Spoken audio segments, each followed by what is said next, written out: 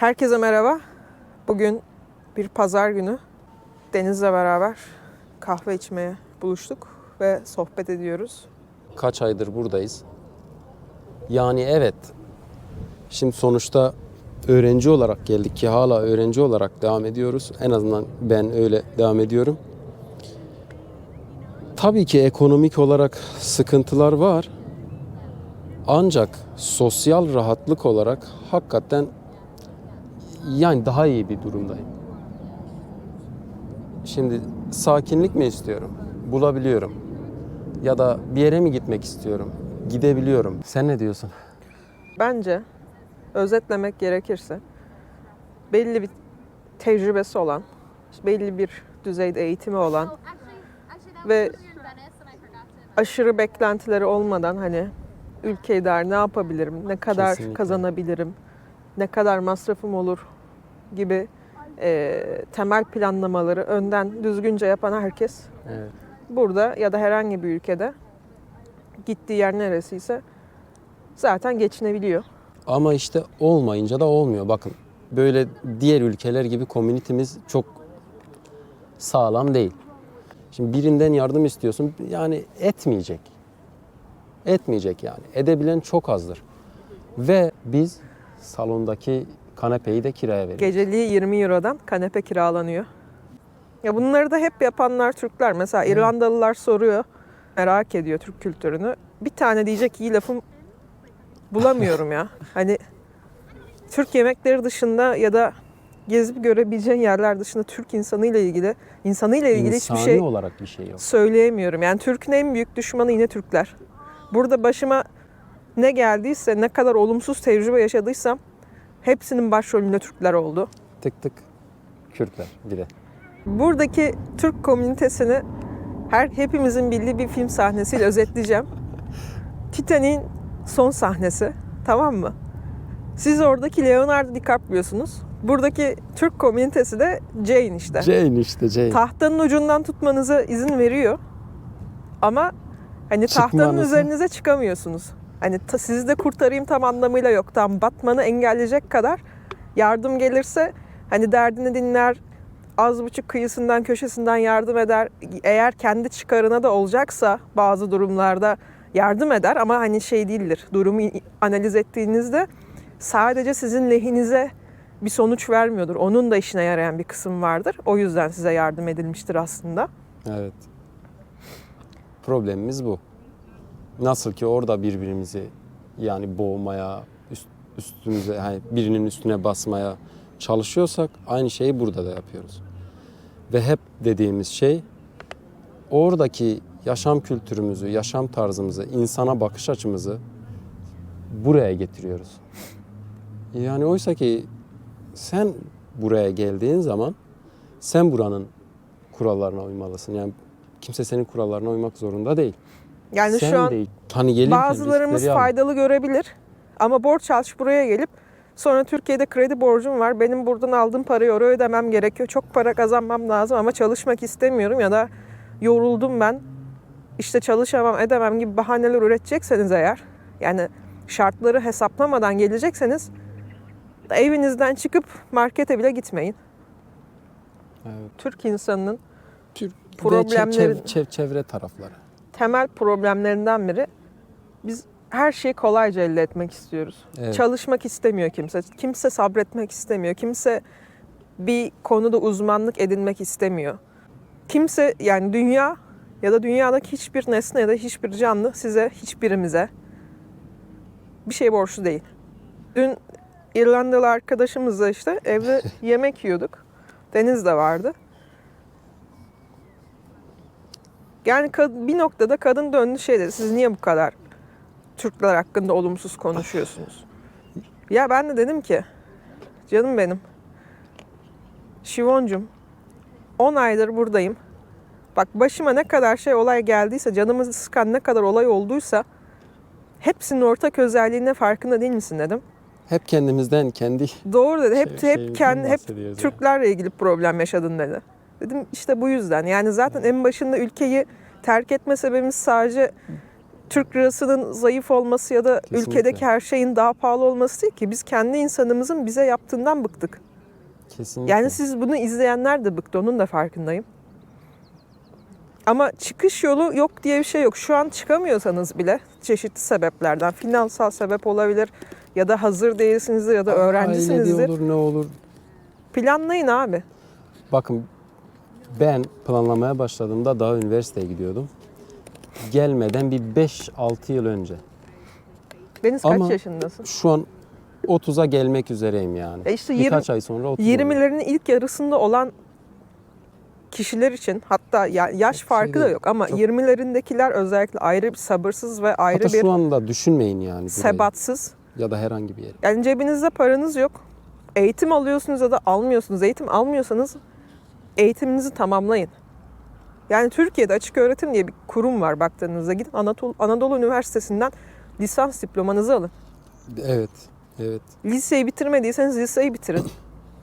Yani yurt dışına çıkacağım ve ben bir şey yapacağım diyorsunuz diye düşünüyorsanız, kafaya koyduysanız planlayacaksınız. Yani Tanrı bize ya da Allah bize yardım eder ya da rızkımızı verir bir bakış açısı doğru değil. Ben iş değiştirdim şimdi. Sence ben yeni mezun olsaydım, hiç çalışma tecrübem olmasaydı Seni değiştirebilir miydim? Seni almazlar.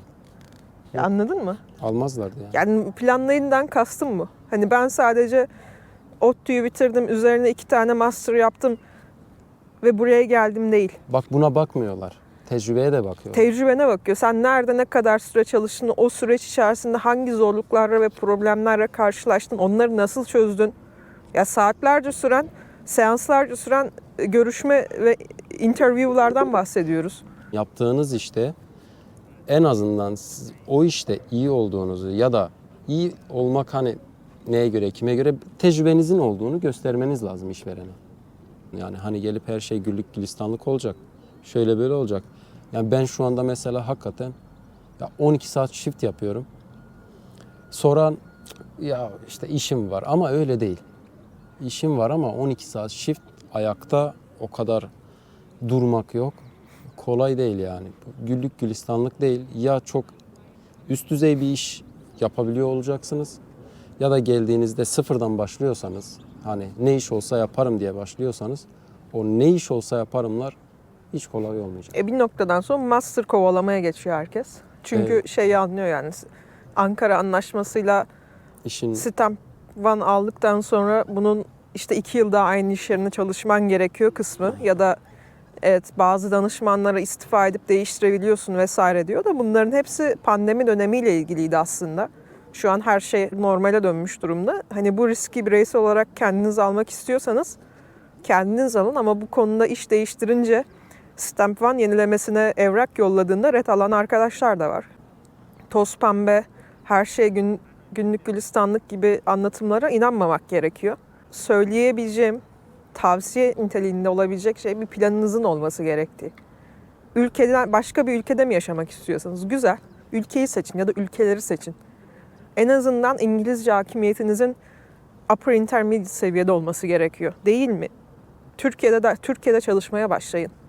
Kurs alın, kitap alın, İngilizce dizi film izleyin, İngilizce kitapları, İngilizce gazetelere, ya internet üzerinde bugün hemen hemen her şeye ulaşabiliyoruz. Buna zaman ayırın. bir yol arıyorsanız eğer yol bulunur yani. Mesele yolda olmak. Mesele yolda olmak. Ama o yola çıkmadan önce Esra'nın dediği gibi yani ufaktan başlayın. Ne bileyim günde 1 saatle başlayın, 2 saatle başlayın. Harcamalarınızı kısın diyeceğim de zaten Türkiye'de kısıyorsunuz. Yani çok fazla kısılacak bir şey kalmadı Türkiye'de. Ama yapın yani. Kısa mesafeli bir plan yapmayın. 1 yıllık değil 2 yıllık yapın. 2 yıl sonra ben şöyle olacağım. Ya da şunu yapacağım. Bu şekilde planlayın. Ama geleyim orada yolumu bulurum. Olmuyor. Zor oluyor. Bak 7-8 aydır buradayım. 5 tane ev değiştirdim. Yani eğer şu anki evime geçmeseydim ortalama her ay bir ev değiştirdim. Bu çok zor. Benim farklı mı oldu? İşte Seninki de öyle. bir hafta içerisinde ev değiştirmek zorunda kaldım. Yani böyle bir şey yok bir yıl yani. kalacağız diye sözleştiğimiz Bu hesaba evde baksana. ya biz işte evden çıkacağız, işte odamızı kiraya veririz ya da yok biz yurda çıkacağız ya da biz eve çıkarsak elektriği kestireceğiz, taşıyacağız. Arada kalıyorsun. Katakulli. Ondan sonra işte depozitoyu ödemene rağmen kontratta adın yazmıyor. Orada da bir affedersiniz de katakulli.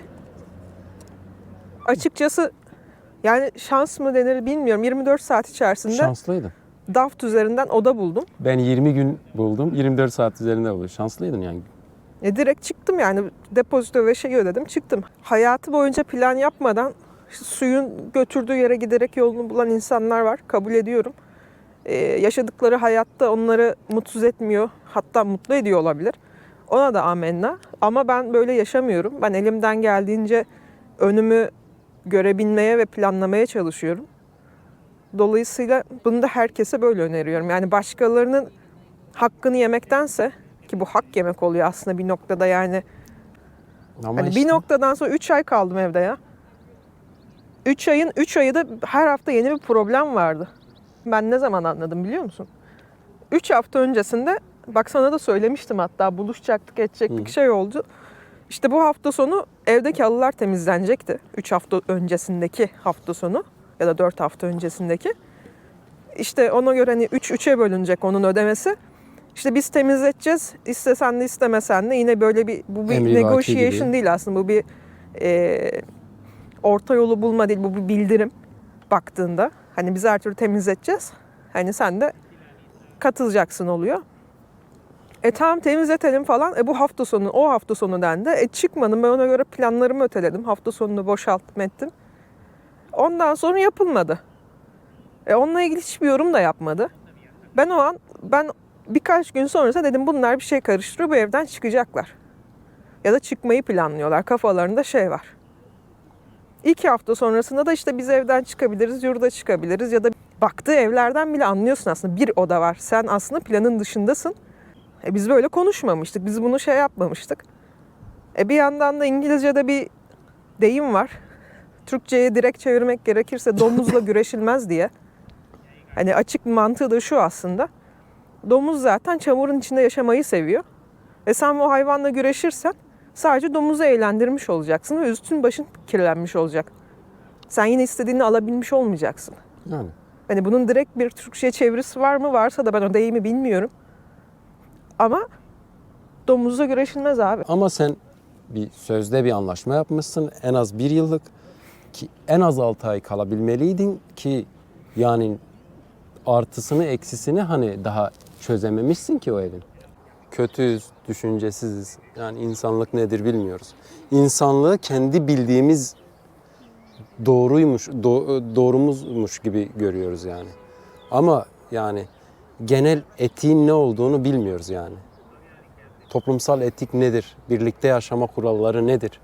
Bunu bilmiyoruz. Sadece bizim için iyi olanın herkes için iyi olduğunu düşünüyoruz. Ya da başkasına zarar veriyor muyum? Bunu düşünmüyoruz yani. Oysa ki veriyoruz yani. Ciddi bir şekilde zarar veriyoruz. Düşünmüyor muyum? Zihinsel olarak zarar veriyoruz, psikolojik olarak zarar veriyoruz. Sana bir şey söyleyeyim mi? Bu Yani- da tartışma konusu. Bak düşünmemek değil. Ben sana şöyle örnek vereyim. Herkes şey düşünüyor. Yani hatta son birkaç yıla kadar bu film endüstrisinde yani sinema endüstrisinde de hani kötü karakter böyle doğma büyüme alayına saf bir kötülük içerisindeydi. Dolayısıyla ayırt edebiliyordum. Ama gerçek hayatta kötüler aslında sürekli kötü değil. Yani öyle bir şeytani bir karakter insan hayatında aslında çoğunlukla yok. Böyle arada iyilikleri de var. Arada normal insan görünümü de var. Dolayısıyla kötülük yaptığında ya acaba falan diye kendiniz hani ben mi yanlış yorumluyorum, ben mi yanlış anlıyorum diye sorgulayabiliyorsunuz. Ama aslında kötülük yapıyorlar size ve bu bilinçli ve bile isteye yapıyorlar.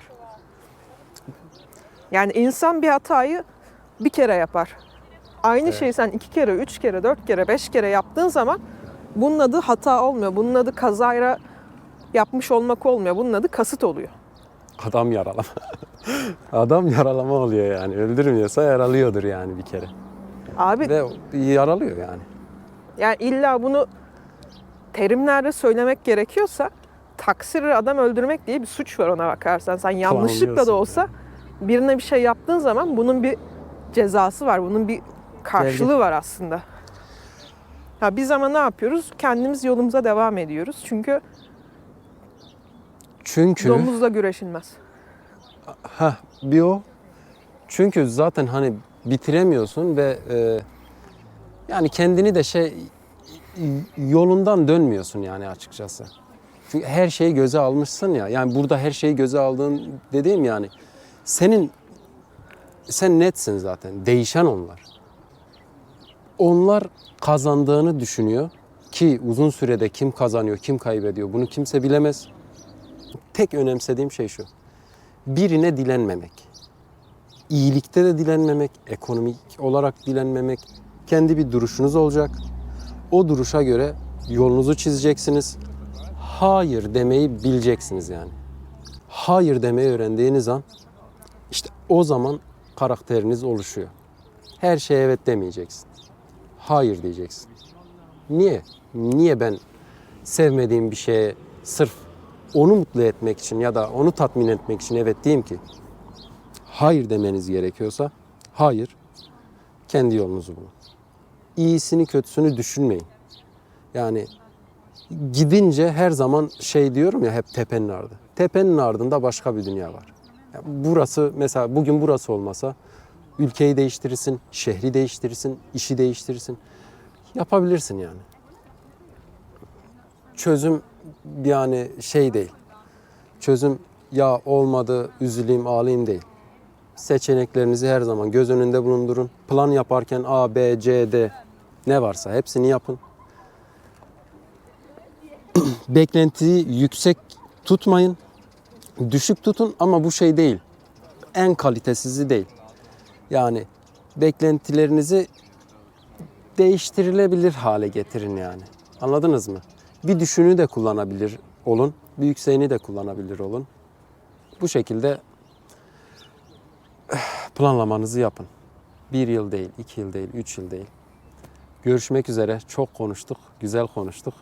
Sizi şöyle güzel bir manzarayla baş başa bırakıyorum. Bay bay.